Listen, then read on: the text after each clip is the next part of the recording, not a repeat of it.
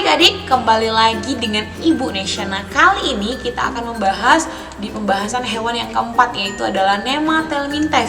Nah, Nemathelminthes ini memiliki ciri-ciri tubuh yang kita ingat aja kata kuncinya, gili, bergili gitu ya. Lalu tidak memiliki segmen. Selanjutnya, tidak memiliki sirkulasi. Lalu dia itu memiliki reproduksi seksual, reproduksinya secara seksual ya. Terus hewan ini merupakan hewan triploblastik pseudocelomata. Lalu bentuk simetri tubuhnya itu adalah bilateral. Selanjutnya kita langsung masuk ke dalam klasifikasi Nemathelminthes. Nah, Nemathelminthes ini sebelumnya termasuk ke dalam golongan cacing yang jahat. Yang pertama ada cacing perut atau Ascaris lumbricoides. Yang kedua ada cacing tambang atau Ancylostoma duodenale. Yang ketiga ada cacing kremi atau Enterobius vermicularis. Yang keempat ada cacing filaria. Cacing filaria atau Wuchereria brandtkopfii yang disebut dengan penyebab sakit kaki gajah. Tahu kan adik-adik, penyebab kaki gajah itu disebabkan dari cacing filaria atau Wuchereria brandtkopfii.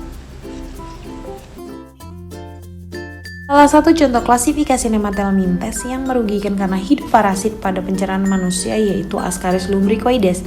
Lumbricoides merupakan suatu nematoda parasit yang menyebabkan penyakit askariasis pada tubuh manusia. Cacing jantannya memiliki panjang 10-31 cm dan diameternya 2-4 mm. Sedangkan cacing betinanya memiliki panjang 20-35 cm dan diameternya 3-6 mm.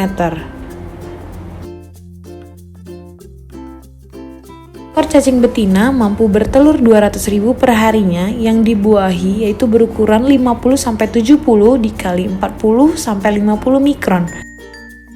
Sedangkan telur yang tidak dibuahi berukuran 90 kali 40 mikron. Nah, telur yang dibuahi inilah yang dapat menginfeksi manusia.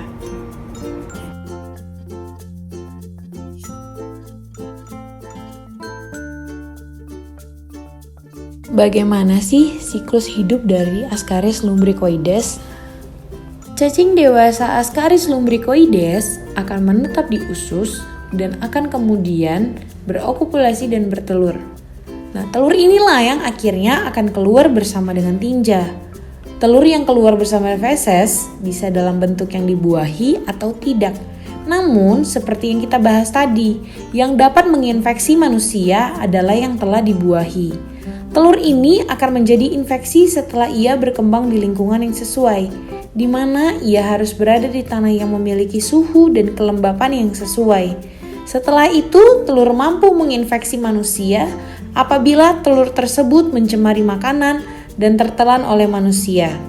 Telur akan menjadi larva pada usus, larva akan menembus usus dan masuk ke pembuluh darah, lalu beredar mengikuti sistem peredaran darah, dimulai dari vena porta, vena cava anterior, dan akan masuk ke jantung dan pembuluh darah paru-paru.